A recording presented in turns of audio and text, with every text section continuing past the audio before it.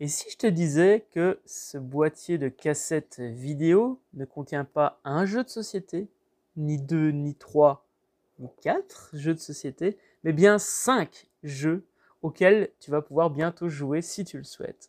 Bonjour, je m'appelle David Valsi-Machinant, fondateur de l'académie businessbonheur.com et bienvenue dans cette série de vidéos qui retrace le challenge que je me suis lancé de créer un jeu de société en 30 jours chrono. Si tu souhaites savoir le contexte, pourquoi j'ai décidé de me lancer ce défi, qu'est-ce que ça a pu m'apprendre, eh bien, je t'invite à regarder dans la description de cette vidéo parce qu'il y a une playlist YouTube complète dans laquelle je retrace jour après jour, vidéo après vidéo, les étapes de ce défi depuis le tout premier jour. Pour me motiver à aller au bout de ce défi, j'ai décidé de participer au VHS Case Challenge organisé par la plateforme de GameCrafter et la communauté qui permet de créer des jeux, de pouvoir les faire fabriquer et de pouvoir les vendre. C'est un petit peu comme de l'impression à la demande de livres, sauf que c'est pour du jeu de société. Et c'est une plateforme du coup qui a imposé des règles. Et il y a Gabe Barrett, dont je t'ai déjà parlé, qui a créé notamment le jeu Find the Fun, que j'ai testé dans la playlist dont je te parlais tout à l'heure. Et il a proposé de créer un jeu, en tout cas c'est ce que je pense au départ, qui allait rentrer dans une boîte de cassettes vidéo. Sauf que en allant relire les règles en plein milieu du challenge, je me suis rendu compte que j'avais mal traduit. Ce qu'il fallait faire, c'était pas non pas faire rentrer un jeu dans cette boîte et un maximum de composants dans cette boîte, mais qu'il fallait créer le plus et intégrer dedans le plus de jeux possible. Et ça a tout changé. Pendant 2 jours, je me suis posé des questions, j'ai un peu lâché prise, et au moment où je m'attendais le moins, c'est-à-dire en dormant, j'ai fait un rêve où je crochetais des cadenas. Et là, boum, j'ai vraiment eu un fil rouge qui s'est créé, et j'ai créé une boîte qui contient 5 jeux de société qui retracent l'histoire d'un cambrioleur. Et ce cambrioleur, c'est pas n'importe qui, ce cambrioleur, c'est toi. Et vraiment, j'ai vraiment hâte de pouvoir faire tester les jeux ce soir. J'ai un playtest qui va être organisé dans la région de Charleroi. D'ailleurs, je remercie toutes les personnes qui vont consacrer du temps à ça. Là, les règles du jeu sont en anglais parce que la plateforme est anglophone. Donc, il va falloir que j'envoie les règles du jeu et il faut que le jeu soit en anglais. Mais évidemment, je ferai une version francophone si tu as envie de l'essayer un jour. J'ai vraiment hâte de te raconter tout ça. Cet épisode, il va retracer les 3 à 4 derniers jours et ensuite, je te raconterai dans les épisodes suivants les playtests et ce qu'il m'attend les prochaines journées parce qu'il me reste 12 jours pour avoir envoyé le prototype final. Je dois remettre le jeu pour le 3 décembre au plus tard. Après, c'est trop tard, donc on va tout faire pour y arriver. Bienvenue dans ce nouvel épisode de la Tribu Ludique.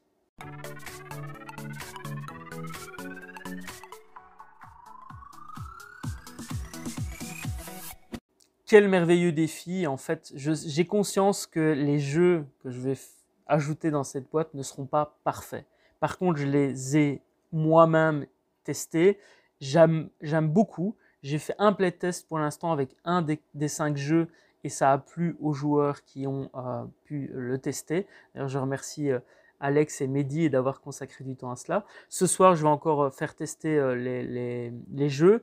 Je vais faire de mon mieux pour que ces jeux soient top. Évidemment, en 30 jours, on ne peut pas faire de miracle, mais je vais aller au bout, je vais publier les jeux tels quels et rien ne m'empêchera de faire une version 2 plus tard. Alors comme je te le disais, il y a un moment donné où je suis allé relire les règles du concours et c'est là que je me suis rendu compte que j'étais à côté de la plaque. Moi au début, je pensais vraiment qu'il fallait simplement remplir un maximum la boîte VHS de composants et faire un jeu où les composants sont utilisés. Mais non, c'est pas si simple que ça.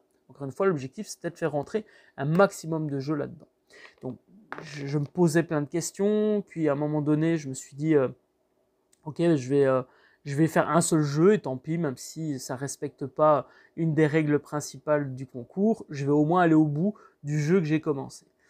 Et puis, bon, j'ai continué, et il y a une nuit où j'ai fait un rêve, où je crochetais un cadenas, et là, le lendemain matin, mais tout m'est apparu, clairement. J'ai imaginé la vie d'un cambrioleur, et il y a une histoire qui est expliquée ici dans le manuel du cambrioleur. Donc tu vois ici, hop, ça c'est le manuel du cambrioleur. Alors ce n'est pas la bonne taille, mais c'est un peu compliqué d'imprimer le manuel avec l'imprimante. Donc là, ça sera le format final du manuel. Donc tu vois, on n'est pas du tout sur la même taille, mais au moins j'ai fait un test, ça rentre dans le boîtier de cassette vidéo. Et donc en gros, tu vas avoir 5 jeux qui retracent l'histoire, ton histoire, 5 jeux qui retracent l'histoire de ce fameux cambrioleur. Et donc, j'ai vraiment essayé de créer un univers. Alors, c'est peut-être utiliser un grand mot, tu vois, d'avoir un lore, comme un peu le cinématique Marvel Universe. Ça a une autre échelle, bien sûr, mais l'idée, c'est, tu vois, d'avoir une cohérence et pas juste avoir une boîte qui contient 5 jeux qui n'ont rien à voir ensemble.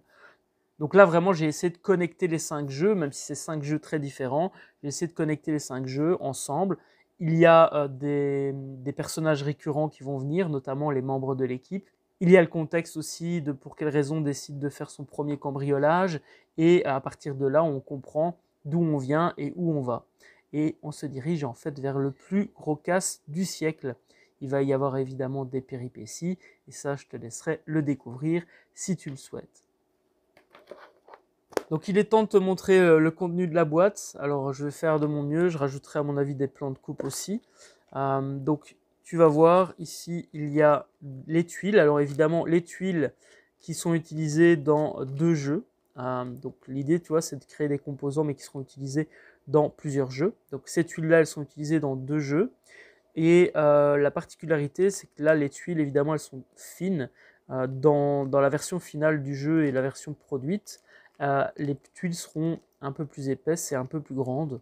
Là, c'est pour le prototype, mais normalement, elles devraient rentrer. Alors, j'ai mis dans la boîte ici, tu peux voir, j'ai mis ceci qui est juste en fait l'emplacement que les tuiles devront prendre au final, et donc ça rentre quand même bien. Il y a également, je vais essayer de te montrer comme ça, des meeples, donc il y en a 2 par joueur, plus un pion blanc qui va être l'homme de main du parrain, parce qu'il y a un des joueurs qui sera le parrain dans un des jeux, et en tant que parrain, lui, il a droit à un pion de plus que les autres. Il y a des dés que j'ai personnalisés avec simplement des étiquettes comme ceci, tu vois, que j'ai coloriées. Donc j'ai simplement un dé de base, et je suis venu colorer ici le dé. Donc chaque face du dé, il y en a 4 au total. Il y a également des diamants que j'ai récupérés d'un jeu qui s'intitule Bingo Dragon, je pense, un truc comme ça, que je t'avais déjà montré d'ailleurs dans une des vidéos précédentes. Il y a des sleeves, j'en ai mis un paquet, normalement il n'y a pas besoin d'autant, mais au moins ça rentre. Et puis il y a toutes les cartes que j'ai faites, donc là normalement elles prendront aussi un peu plus de place, mais elles rentrent, donc, et il reste suffisamment d'espace en hauteur pour que normalement la version finale puisse rentrer. Il y aura également un carnet de notes avec 100 pages comme ceci, qui est un des jeux où on va venir crocheter différentes choses, et l'idée c'est de pouvoir, on lance en fait les dés de couleurs, et dès qu'on a une des couleurs, eh bien on peut venir la colorier. C'est le premier qui a complété 3 cadenas, ou 3 en tout cas éléments, qui clôturent la partie. Et donc après on calcule les points. Donc il y a par exemple les 2 cadenas, si on arrive à les ouvrir, il y a un bonus de 5 points. Si on arrive à cambrioler les 2 coffres-forts du parrain, on a 5 points supplémentaires aussi. Évidemment, plus il y a de cases à colorier, plus on gagne de points à la fin. Et évidemment, donc il y a les 4 dés qui sont tirés, mais comment dire, un joueur va tirer un dé à la fois, enfin va choisir une des couleurs à la fois. Le joueur suivant va pouvoir prendre une couleur qui reste, etc., etc. Donc tu vois que tout est rentré. Ici, je me suis déjà rendu compte de choses que je vais devoir changer. Donc ça, à mon avis, je vais devoir le faire les cases à colorier un peu plus grandes, parce que là, en fait, elles sont vraiment assez petites et on ne distingue pas, par exemple, le rouge de l'orange. Donc je vais faire des cases un peu plus grandes. J'ai essayé de trouver une autre taille de document qui pourrait rentrer dans le boîtier VHS, mais il n'y en a pas. Donc ce sera cette taille-là, va falloir que je m'arrange. Si j'arrive pas à faire ça comme il faut, je vais voir le playtest de ce soir. Mais si on me dit que c'est trop petit, je vais peut-être devoir mettre des éléments d'un côté, des éléments de l'autre, et du coup on aura entre guillemets 50 feuilles de jeu au lieu de 100. Mais bon voilà, on fera avec. Là aussi, je me suis rendu compte qu'il faut que je mette les dos de cartes plus grands, et à mon avis je vais les mettre dans l'autre sens, et il va y avoir de la couleur évidemment, parce que ça, enfin, je pense qu'il y a moyen de faire quelque chose de plus abouti que juste un mot au milieu, mais au moins pour le playtest de ce soir c'est prêt. Et il y a différentes illustrations que j'ai fait avec recraft.ai dont je t'ai parlé. C'est une des 3 intelligences artificielles que j'ai testées pour ce challenge. Et donc il y a des clés, il y a 9 clés comme ceci, et il y a 4 clés de couleur, une couleur par joueur. Et l'idée, tu verras, je te dévoile pas tout maintenant, mais l'idée c'est d'utiliser, de retrouver la clé qu'on a posée, en sachant qu'elle va être mélangée parmi les autres, c'est-à-dire celles des autres joueurs, et également des clés neutres qui sont des clés grises comme ceci. Ces clés vont être cachées sous des cartes de cachette, tout simplement. Donc c'est un petit peu parti du délire de les gens cachent leurs clés sous leur paillasson ou sous un pot de fleurs. Et donc c'est vraiment parti de cette idée-là de base. En tout cas, ce gameplay-là, il est venu de cette idée-là. Donc voilà, toutes les cartes sont prêtes. Ça, c'est pour le jeu, un autre jeu. Donc, comme je te dis, il y en a 5 différents. Ça, c'est pour le jeu de connexion de tuiles. Donc, il faudra réaliser ces combinaisons sur le plateau. Si on réussit, on obtient des points. Et ça, c'est la partie recrutement. Donc voilà, je suis assez fier au niveau de la chronologie. Le jeu 1, c'est la révélation. C'est vraiment ce qui fait, hop, boum, que tu vas décider de devenir cambrioleur. Il y a le jeu numéro 2 qui est l'entraînement. Donc là, tu vas t'entraîner à cambrioler, à voler des portefeuilles, etc. Le jeu numéro 3, on est vraiment sur le recrutement. Donc là, on va recruter ses membres d'équipe pour le jeu numéro 4 qui sera le casse du siècle. Et ensuite, on terminera avec le jeu numéro 5, le partage du pactole. Donc ça, c'est vraiment le jeu qui va clôturer la chronologie de l'histoire. Et pourquoi pas d'ailleurs, plus tard, en faire d'autres, faire une extension ou que sais-je. Comment se sont passés les 4 derniers jours? Eh bien, tout simplement, il y a une des journées, une fois que j'ai eu l'idée claire de faire un jeu sur l'univers des cambrioleurs, eh bien, j'ai posé toutes les règles sur le papier. J'ai passé un bon 3-4 heures à mettre tout sur le papier, à faire des dessins, à réfléchir aux mécaniques de jeu et au fait qu'il y ait une cohérence entre les jeux, voir quels composants j'allais utiliser dans un jeu pour pouvoir potentiellement le réutiliser dans un autre jeu. C'est pour ça, par exemple, que j'ai des dés avec des faces colorées et pas un dé normal, parce que je pourrais, tu vois, utiliser ceci pour faire pour mettre des chiffres, donc le case 1, case 3, si tu lances le D3, tu peux cocher ça. Mais le problème, c'est que du coup, pour mon jeu de bingo, où on réutilise ceci pour faire une case de 3 par 3, du coup, ça ne fonctionne pas. Donc là, ce sont des dés colorés, et là, c'est de la couleur qu'on va utiliser à la fois dans ce jeu-ci et à la fois dans ce jeu-ci. Donc, j'ai vraiment réfléchi à ça, et en 4 heures chrono, plus ou moins, c'était mis sur le papier. Ensuite, le jour après, ce que j'ai fait, c'est que j'ai commencé les premiers visuels avec recraft.ai pour la génération des visuels et avec Canva pour la mise en page. Et donc ça m'a pris, on va dire, 2 demi-journées. Donc on est plus ou moins à 8 heures de travail. Et ensuite, j'ai créé et rédigé et finalisé le manuel, donc tant par écrit que au niveau de la mise en page, avec Canva toujours. Alors, ce qui est génial avec Canva, c'est que j'ai fait le manuel en anglais, puisque le concours auquel je dois remettre le jeu, il est anglophone. Mais après, en un clic, hop, j'ai eu la version traduite. Donc ça, c'est vraiment une fonctionnalité excellente dans Canva. Donc voilà pour le résumé des 4 derniers jours. Ce qui m'attend ce soir, c'est un playtest face à des vrais joueurs. D'ailleurs, on va d'abord faire une partie de loup-garou, et puis certaines personnes vont rester pour tester un ou plusieurs jeux en fonction du timing. J'ai vraiment hâte de me retrouver face aux joueurs et d'avoir des nouveaux retours pour faire les meilleurs jeux possibles avant la fin du mois. Ensuite, ces prochaines journées, ce qui va m'attendre, c'est mettre le jeu en ligne sur la plateforme de GameCrafter. Ça veut dire que je dois finaliser vraiment tous les visuels et puis les envoyer sur la plateforme. Donc je dois vraiment prendre ici par exemple cette carte-ci. Je vais devoir envoyer la face avant, je vais devoir envoyer la face arrière, que je dois finaliser d'ailleurs. Je vais devoir bien vérifier les tailles, bien vérifier que le fichier est prêt à l'impression. Donc voilà, il y a quand même beaucoup de travail à ce niveau-là.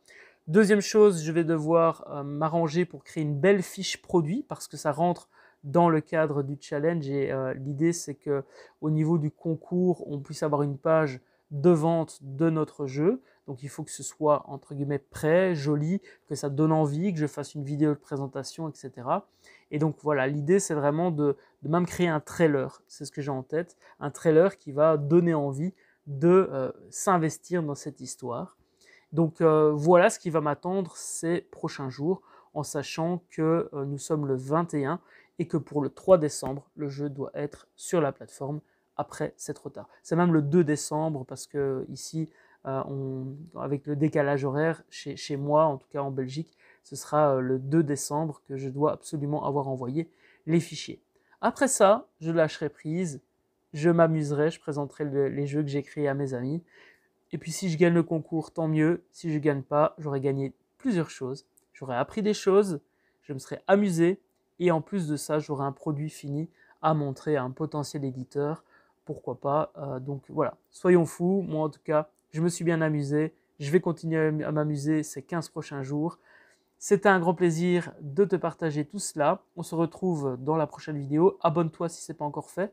Au départ, je pensais faire une vidéo par jour, mais c'est vrai que du coup, quand je suis focus, je préfère rester focus et pas me disperser avec une énième vidéo à faire que je vais de toute façon bâcler parce que je suis occupé à autre chose, notamment à créer les cartes par exemple. Donc voilà, moi ça a été un grand plaisir en tout cas. Rappelle-toi, la vie est un jeu, donc amuse-toi à chaque instant. Prends soin de toi pour mieux prendre soin des autres. C'était David pour ce nouvel épisode de la Tribu Ludique. Ciao. Hello, c'est David. Si cette vidéo t'a plu, sache que tu peux retrouver tous les épisodes en cliquant sur la playlist qui vient d'apparaître à l'écran. Sache également que tu peux télécharger mon nouveau livre Destination Business Bonheur. Si tu souhaites plus de liberté, plus de joie et plus de revenus dans ton business, c'est fait pour toi. Télécharge-le en cliquant sur la barre d'infos. Prends soin de toi pour mieux prendre soin des autres.